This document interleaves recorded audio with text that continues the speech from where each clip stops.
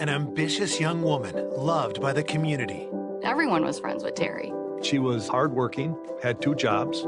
By 21, she owned a home. Has her future ripped away. This was a particularly brutal attack. They stabbed her multiple times on that road. This would have been a horrifying death. Police discover unwanted admirers prone to violence. He was covered in blood and had blood in his hair. And always carrying a knife. He was jealous and said that it'd kill her. But the evidence leads nowhere. The investigation is getting older and older and harder to solve. I didn't think we were going to get an answer for this case. Until a surprise breakthrough. I was beyond excited. I actually shouted, "Oh my God," at my desk. Points to a killer off the radar. Right away, I'm like, who's that guy? Why? Why did someone do this? People said, oh, no, he wouldn't kill anybody. But he had this pretend life. He had no criminal record. He did not emerge as a likely suspect at all.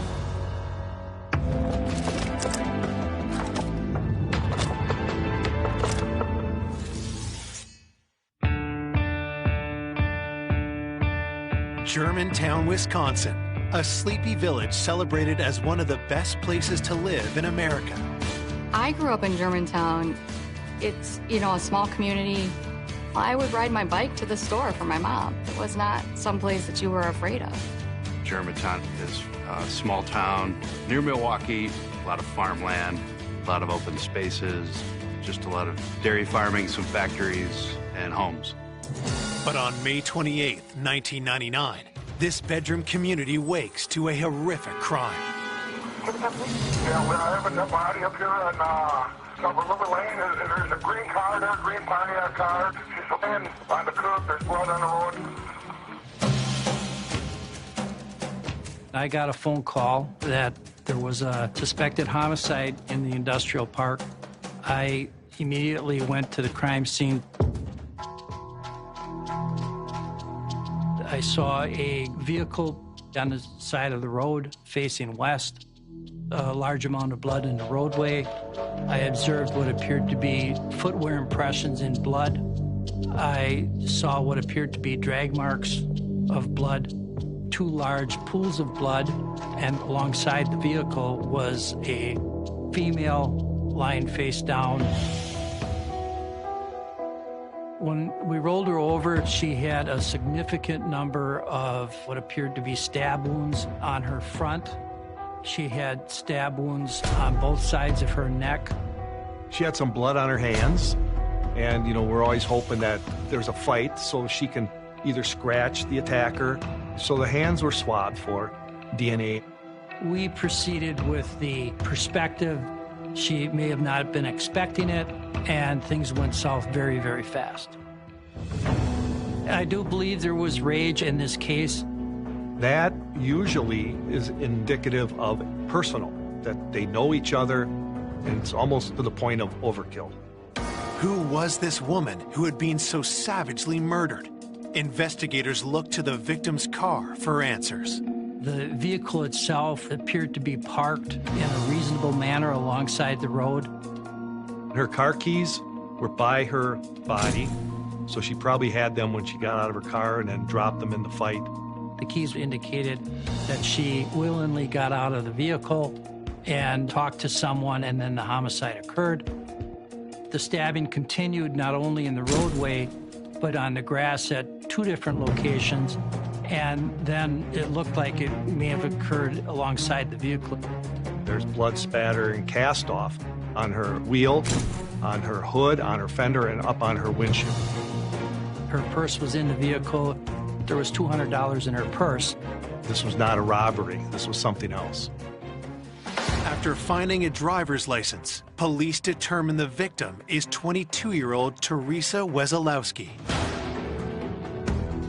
Out on the road, there was tire acceleration marks leading away from the pool of blood in the roadway, as if you put your foot on the accelerator and peeled out, confirming to us that there was another vehicle in front of her where she was more than likely stabbed.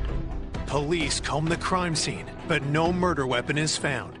As detectives try to make sense of what happened to Teresa, her lifelong best friend Michelle gets a call. Terry's brother called, and it was early.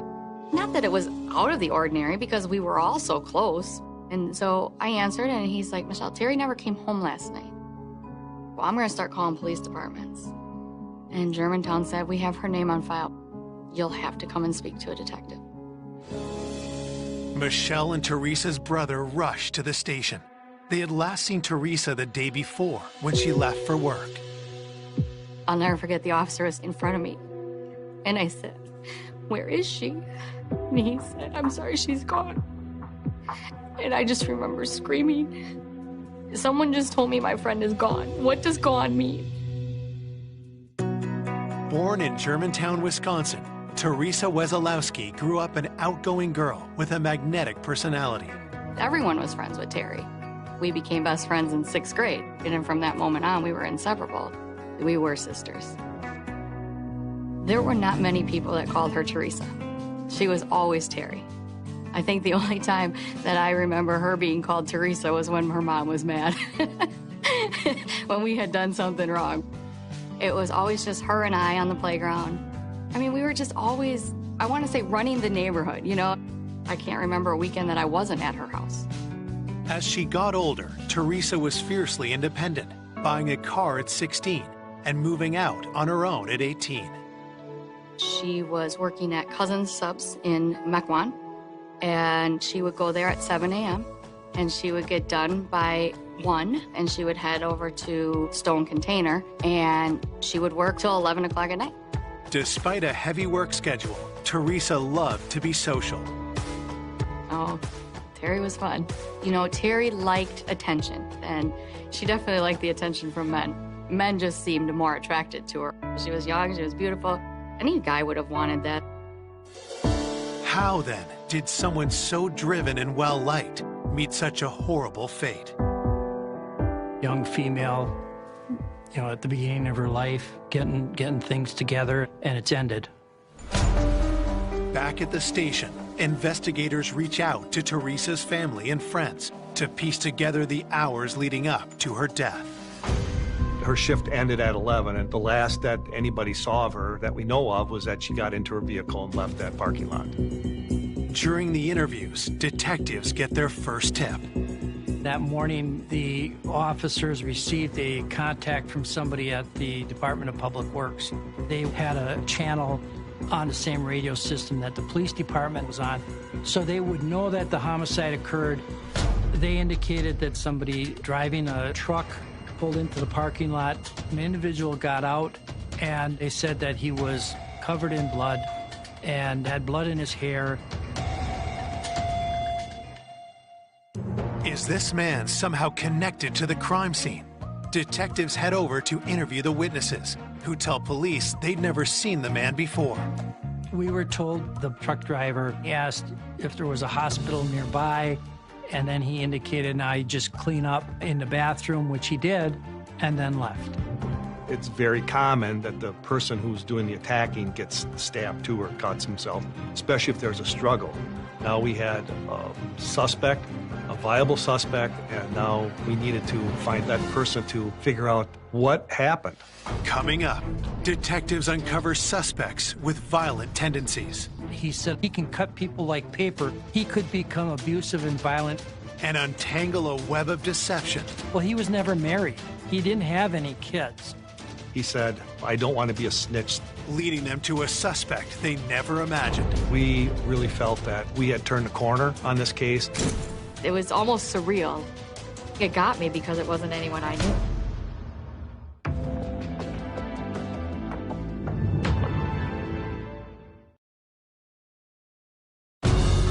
Hours after finding Teresa Wesolowski stabbed to death at the side of the road, police search for a man seen covered in blood at a nearby public works building.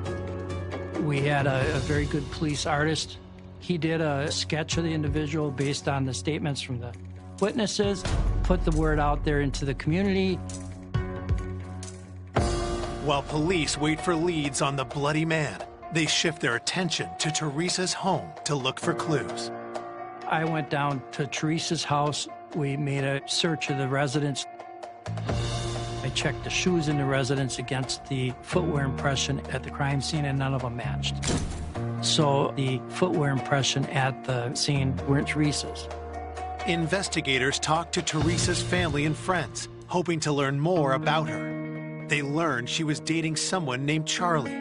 Charlie was a young man who didn't hold down a lot of jobs very well. He was staying at his parents' house. They had been dating for a few months prior to her homicide. We had known Charlie since grade school. We grew up with Charlie. He was 3 years older than us. We had some people that we interviewed that said they fought a lot or she wanted to break up with him. I didn't think Charlie was good for anyone. In Terry's mind, he was temporary.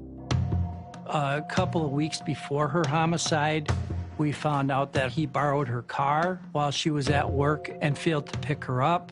She walked to the tavern, and then they got in a bit of an argument, and she finally said enough is enough. Friends worried how Charlie might react to Teresa moving on. Some of the people indicated that Teresa told them this boyfriend was jealous and said that if he caught her going out with somebody else, he'd kill her. He said, give me 2 weeks and you won't have your friend anymore. You're like, what do you mean I won't have my friend? So that it raises a flag that we have to determine if it got worse after that or was it just a one evening spat.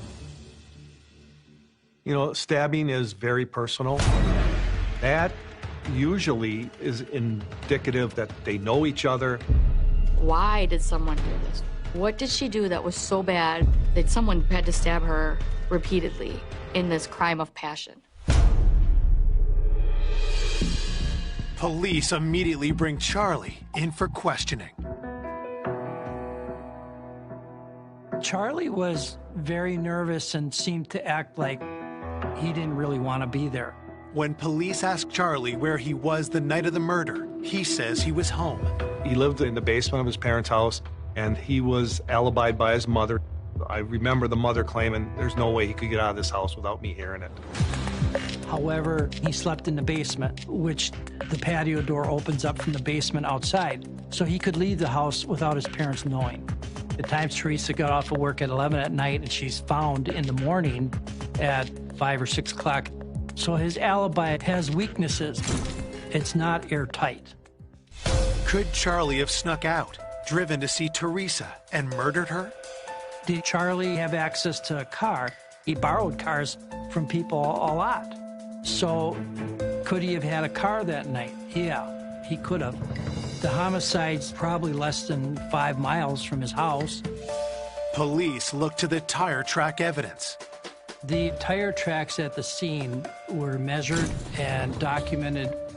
I made contact with the Michigan State Police, who have a database of vehicles. They came back with a list of vehicles based on manufacturer specifications that could have created that. And it's quite a large list. While detectives continue to investigate Charlie, they also turn to the box factory where Teresa worked. Whenever you have a homicide like this and it's right down the road from where she worked, obviously your biggest pool of suspects has to be the guys she worked with. There was a fair number of men that were interested in her, and there were some that, had dated her. There were some that wanted to date her. It wasn't like she was going out and dating them. She just liked hanging out with them. So we went to the factory to determine who had contact with Teresa, and is there anything that stands out and points to any particular individual as possibly having done this. We interviewed one of her co-workers named Mark Lebecki. Mark Lebecki worked the same shift as Teresa. Mark was known as a soft-spoken but well-liked guy at the factory. He's a very quiet individual, very reserved. Most people would describe him as very mellow. Working just a few machines away from each other, Mark and Teresa had become close. He talked to her at work. He was a nice, likable person. And it got to the point where they developed kind of a friendship. Unlike the men at the factory who wanted to date Teresa, Mark preferred sharing stories about his family. Mark Lebecki told Teresa that he had a couple kids and he kept photos of them in his wallet. He would show them to Teresa, saying, "These are my kids." He talked to her enough to create a relationship that she felt the need to go and talk to him when he needed a friend. Mark tells police he is saddened by Teresa's death. He also remembers something was off with her the night she died. He indicated that he saw her that night of the homicide and commented that it looked like she was having a bad day, and she said, yeah, something was jamming in her machine. She just laughed it off and moved on. Having no reason to question Mark further, police turned to coworkers with a less amicable relationship with Teresa. There were some statements from individuals that they observed her having an argument with somebody by the vehicle before the night of the homicide. The man Teresa was arguing with is identified as her coworker, Isaac Alvarez. When police dig into his background, they find some troubling details. Isaac Alvarez was just a little bit weird, and he always carried a knife. At one point, he was upset with a coworker, and he said, "I'm going to cut that cracker, or I'm going to knife that bitch." He told somebody else that, he can cut people like paper. His comments about cutting up a supervisor, those are the comments that we heard, and those are the comments that kept our interest in him. To find out more, police look into Isaac's personal life. His ex-wife indicated that he did have a knife he always kept on his belt, and she indicated that he could become abusive and violent after one drink. Police bring in Isaac to shed light on his relationship with Teresa and why they were arguing at work. And in talking to him about Teresa, you could see the emotion coming out of him. This was very stressful for him. That's also the type of stressor that might cause somebody to commit a homicide. Then, Isaac reveals something else. He did ask Teresa if she wanted to meet him for a drink, and Teresa, being who Teresa was, she didn't say, "No way." She said, "Well, we'll see." He shows up and she's not there. Is that rejection? Had Teresa's rejection sent Isaac into a murderous rage? We asked Isaac to take a polygraph. Because of Isaac's strange behaviors, outbursts, maybe prone to violence, and always carrying a knife, and he was seen in the parking lot area that night, he was on our main suspect list.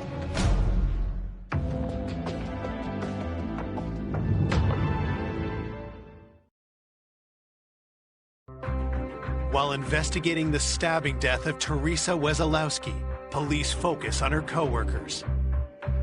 She's working in a factory populated by mostly men. That sets up a scenario where you're going to have people trying to ask her out. She was outgoing and she was friendly, so people could perceive that as being led on, where in fact she was probably just being nice. She always tried to let him down easy. She would always be like, "Well, I don't want to hurt his feelings." She just wanted to make sure that they still wanted to be her friend. At the police station, investigators interview one of those workers, Isaac Alvarez. Witnesses saw Isaac argue with Teresa before the night of her death. Isaac's alibi, when he was interviewed, he was home. He lives with a 50-plus-year-old lady. His story was he went to bed at 9 o'clock, and he may have had a conversation with her when she came home, but he doesn't recall. She says she had a conversation with him 11:15, 11:30 at night, and she thought it was around 1 o'clock when he went to bed. It's a little different than his story. Well, in his case, is that person willing to lie for you? We don't know. So that's not an airtight alibi. Police convince Isaac to take a polygraph. He was somewhat deceptive and not answering the questions in the proper manner, and so we believe that he was trying to skew the results of the polygraph. You couldn't get a good answer from him. So because of that, it was ruled inconclusive. Without any hard evidence, police can't charge Isaac for the crime. While detectives look for more leads, Teresa's autopsy report arrives. Based on the injury patterns, the attack was a surprise attack because we did not see a significant amount of defensive type injuries. And then she was pinned in a prone or face down position. I individually identified and labeled 47 separate stab wounds. This would have been a horrifying death for any individual. As police review evidence, they follow up on the lead on the bloody man from the Department of Public Works. They had a sketch made of this unknown person that stopped at the garage to wash up. We put it out there. The individual didn't come forward. It was out in the press. It was in the newspaper. I did go back and re-interview the witnesses, but nothing came back of evidentiary value. Police also continue interviewing Teresa's friends. I always protected Terry. So when she was killed, I had no purpose anymore. And so I gave my all to whatever they needed. It was hours and hours and hours of interviews with the police, trying to give them everything that I knew about every person we had ever hung out with, for me to help them to hopefully find who did this. One of the people detectives learn about is Jerry Kirkpatrick. So Jerry Kirkpatrick was a delivery guy to Cousins where Teresa worked. Friends say Jerry asked Teresa out numerous times. I don't think she was looking to have a relationship with him. He was definitely interested in her. That's the indication that we got, that he was pursuing her more than she was pursuing him. Police learn about one encounter with Jerry that left Teresa unsettled. I thought I saw Jerry before she died at the club, just watching us. And it gave me this feeling like, why is he here? Like, he shouldn't know we're here. Why is he standing off in the shadows? It was a very creepy feeling. So the question is Jerry stalking her? But then, Teresa's friends point out something else disturbing about Jerry. They thought he might be similar to the picture of the person that was at the Department of Public Works. The drawing looked like him. Officers immediately interview Jerry at his home. Jerry denies he is the man in the sketch. He claims he was at a bar with his stepbrother the night of Teresa's murder, then went home before midnight. There was alibi information that was confirming of the statement. When he got home, he called for a pizza to be delivered, and that was confirmed subsequently with phone records. He let us look at his vehicle. We examined the interior or exterior. Nothing of evidentiary value was located in that examination. Then, investigators make a startling discovery. There were knives found at Jerry Kirkpatrick's residence. A lot of times we'd ask people, do you have knives? And can we see those knives?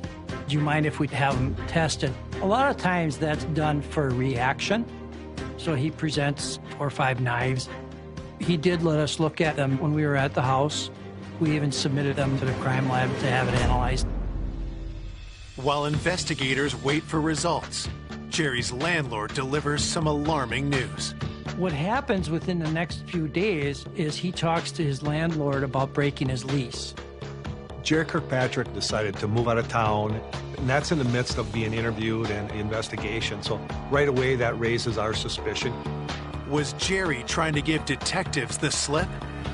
It is clearly a red flag, and we have to look at that behavior as being possibly flight behavior. So we want to find out why.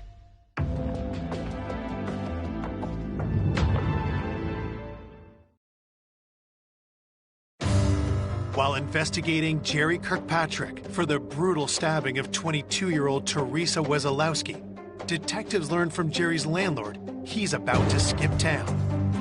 The landlord knew the police were talking to Jerry. We were actually notified by the Milwaukee Police Department because the landlord had thought, hey, this is odd, and called them. He says he's going to move to Tennessee. One of the aspects you look at in a homicide, is there any flight behavior after the homicide? Well, Breaking your lease and moving to Tennessee might be described as flight behavior. We did confirm that he put money on a place on that Friday after the homicide. But when investigators get the lab results back on Jerry's knives, the case takes a frustrating turn. Nothing came back of evidentiary value. Somebody having a collection of knives is not that uncommon, especially in Wisconsin. And the quick move that he made is something strange, but, there's nothing we can do about it. If he wants to move, he can move. Police have one more lead to follow.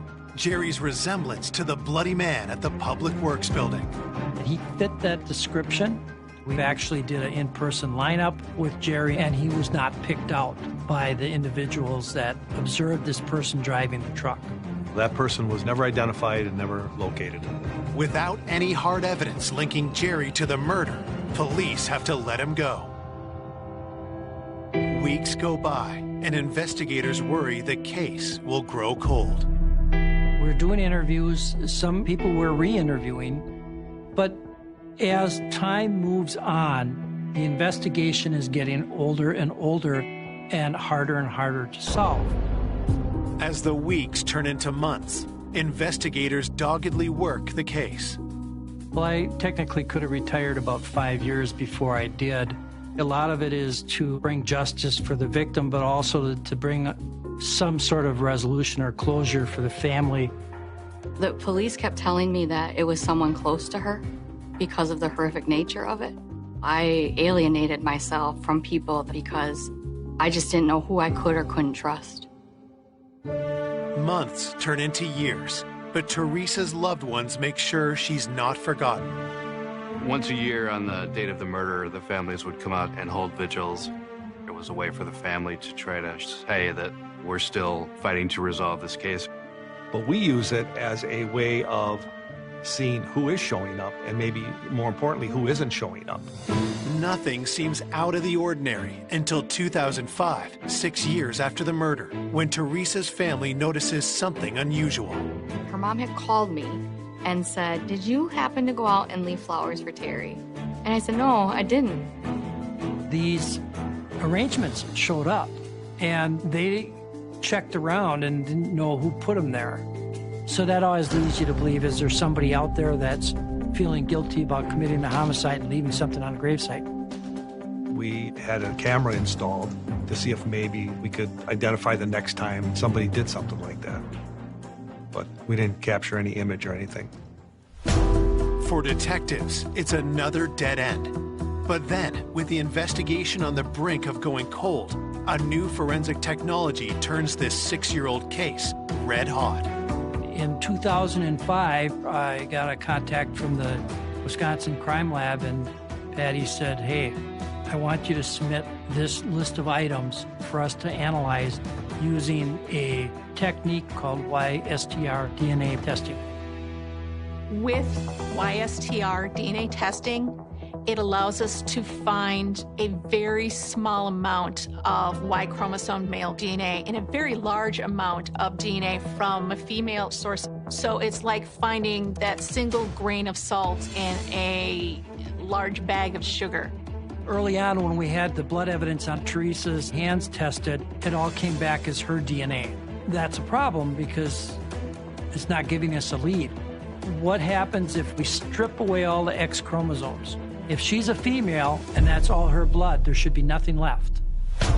The analyst retests the swabs of Teresa's hands for male DNA. The first thing I did was look at the previously run DNA samples to see if there was any Y chromosome DNA present in those. All of a sudden, all the DNA types I developed on her hands are matching a known standard for male DNA. And it was incredible. I contacted Detective Yogers for samples of DNA from individuals known to be connected to the case. And now we're going to go take DNA samples from all of our suspects. We took what was probably our 25 top suspects, nearest and dearest, ex-boyfriend, boyfriend, that type of thing. That first group was a 0. Undeterred, investigators submit more samples. We went back to the list and got a second group We were testing people that were ancillary people. We had DNA from officers at the crime scene that we used to eliminate. I didn't think we were going to get an answer for this case. Then, after over 40 samples, a breakthrough.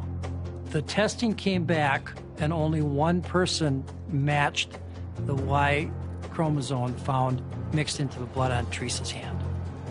Detective Yogers called me and said, "You're not going to believe this. The last guy that I swabbed is the guy that has a positive match on that DNA."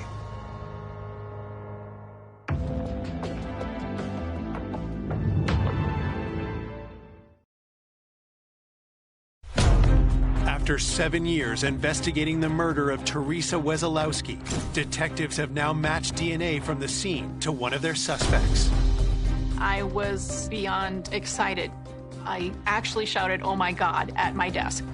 We had a match from the DNA on Teresa's hands to Mark Lebecki. Right away, I'm like, who's that guy? Mark Lebecki is a co-worker of Teresa's. Mark Lebecki was one of the individuals that was interviewed by the officers. His statement was that he and Teresa were friendly at the factory. So the murder occurs, and Mark Lebecki kept working there and was still working there. Before they approach Mark, detectives need more than just the DNA evidence.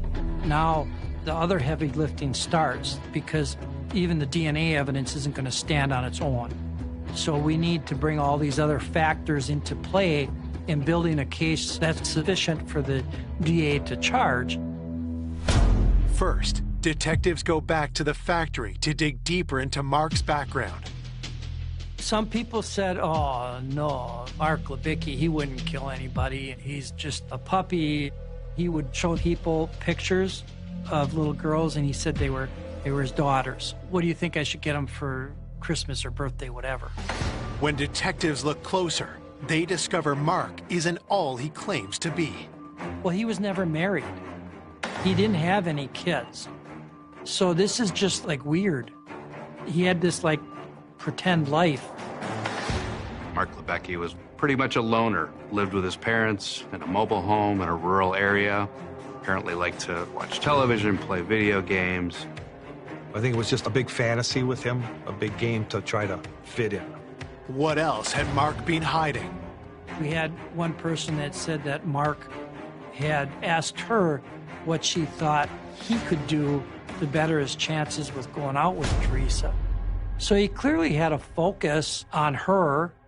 Detectives revisit evidence from the crime scene, starting with the bloody boot prints. The problem with identifying somebody with a common shoe is there's so many of them. There could be millions of those shoes made. I contact a person in Scottsdale, Arizona, the detective in their forensic unit, and he had the foremost outsold databases that existed. And he said, that is a Texas steer outsole. Early in the investigation, we had information about the employees being supplied shoes or they could purchase shoes from a store. When police search factory records, they make a crucial discovery. And we determined that Mark Lebecki had submitted a receipt for a Texas steer shoe. Next, investigators turn to the tire tracks left at the scene. So we took 56 people out of our investigation and identified the vehicles that were registered to them at the time of the homicide. 5 individuals had vehicles that were able to make that mark at the scene. One of them was Mark Lebecki. With the evidence piling up, detectives ask Mark to come down to the police department for an interview. He was quiet. He answered the questions. He was confident, I would say. That confidence doesn't last long. When he finds out that his DNA is on her hands, he then starts to try and explain why they are there. What started out as, I just talked to her at the door, is I didn't talk to her then, I talked to her at a break, and we may have hugged. Detectives confront Mark with the evidence. I told him the car, wheel track matches. Your DNA is found on her hands, and a boot that you wear is in the blood footwear impression on the road. So, we're looking at you. You need to start explaining some of this stuff. Now, it's Mark's turn to drop a bombshell on police. He said, I don't want to get anyone else in trouble. I don't want to be a snitch. Then he mentioned this guy named Tom Thompson. Tom Thompson worked at the factory with Mark and Teresa. At the time of the homicide, the officers that went up and did the canvass at the factory did speak with Tom Thompson.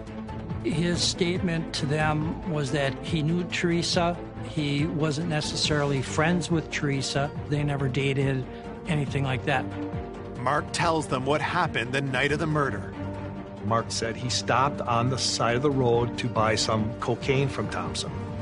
He said that when he got up there was a vehicle already parked in front where he parked, and Tom Thompson walked up to his vehicle. So Thompson goes in, sits in the back seat. Mark said, I am doing the cocaine in the front of the seat. According to him, Teresa gets in the back seat and gets in an argument with Tom, and he proceeds to stab her. Mark says he only hears thumping and movement in the back seat. Now it's time to start poking holes in this story. She cannot be stabbed 40-some times in the back seat of someone's car and they not know what's going on. The whole interior would have been covered in blood. So that's out right there. Mark says Teresa flops out of there onto the ground. Tom Thompson continues to stab her and drags her to that location alongside the vehicle. According to Mark, Thompson then turned on him. Tom Thompson tell him, you keep your mouth shut, and then he let him go. So he kept his mouth shut. He didn't go to the police. 4 years later, Tom Thompson dies, but Mark keeps silent for another 3 years. He's trying to explain how he's involved in this homicide, and the easiest thing to do is to blame it on the dead guy. Detectives re-interview workers at the factory about Tom Thompson. Everybody to a person said he was a health nut. We have found no indication that he was dealing cocaine or using cocaine. Investigators asked Teresa's friends if she used drugs. Terry wanted nothing to do with cocaine. Nothing. So she wouldn't have gone there to buy drugs from Tom Thompson. What was her reason for being there? There's one last piece of evidence to examine. The car that Mark drove at the time of the murder. We wanted that vehicle. We found it by another owner, and we ended up buying it from that guy. We brought it down to the lab and examined it for blood, hair, whatever evidence that we could. That rear seat was taken apart. It was a perforated leather, so there were holes in it. So the blood went down through the holes in that leather, and then they soaked into the foam rubber of that seat. Does the blood belong to Teresa? It's sent to the lab for analysis. I was very excited to call Mike Yogers and let him know I had found a possible match.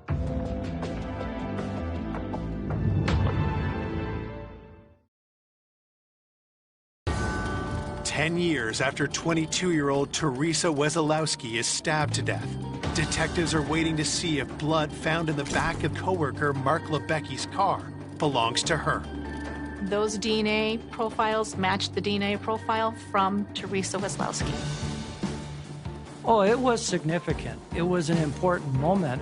But what about Mark's claim that coworker Tom Thompson killed Teresa? At this stage, and 7 years after the murder, Lebecki is implicating a man who had died 3 years earlier, but it was only Lebecki's DNA that was ever found on Teresa's body. They find blood in a cushion of a seat in Lebecki's car.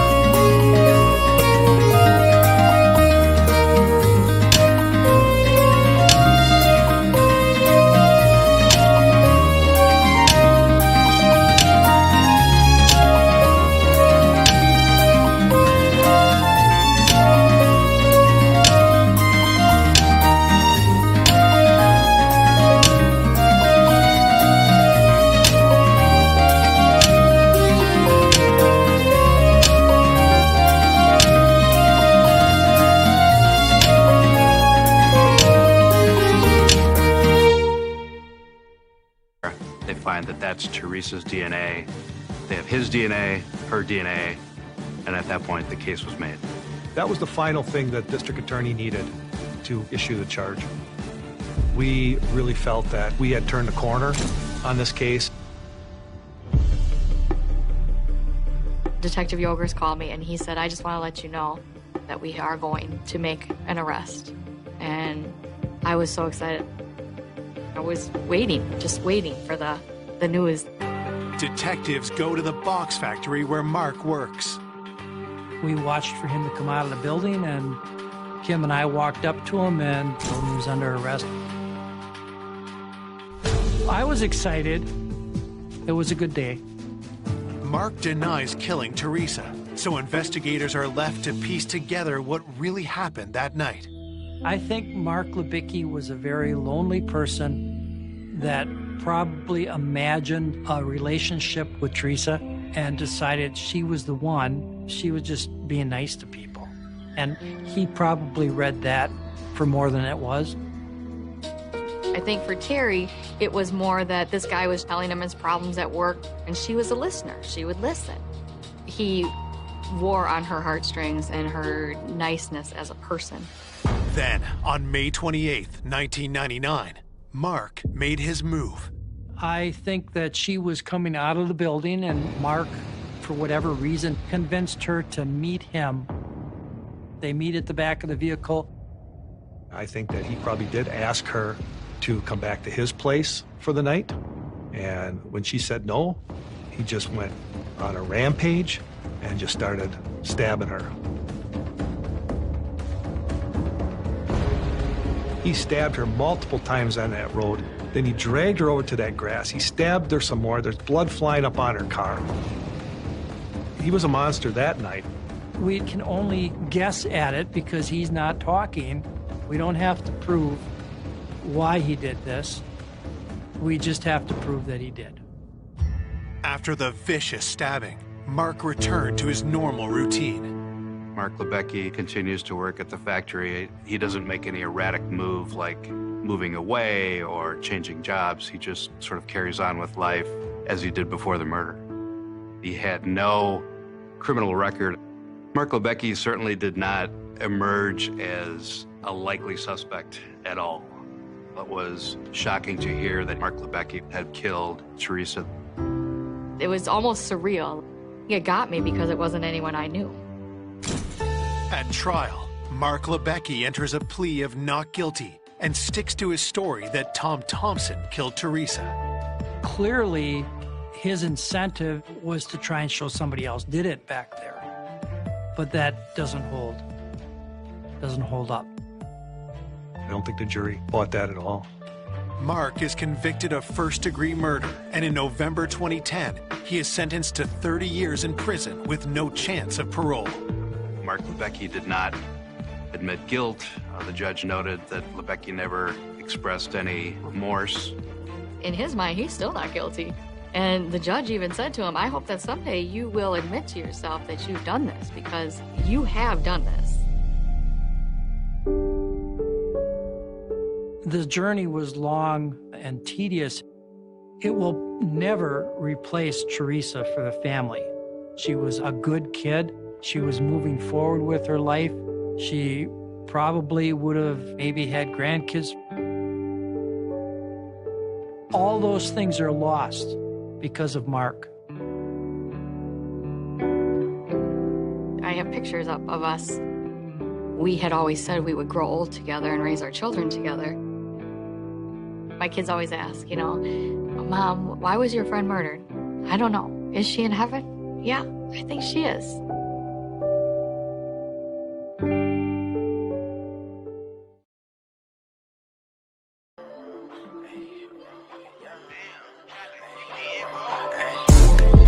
From the 9-1, switch that over, that's the young blonde. I was at the West Coast, now I'm in the East Coast. Shawty wanna fuck.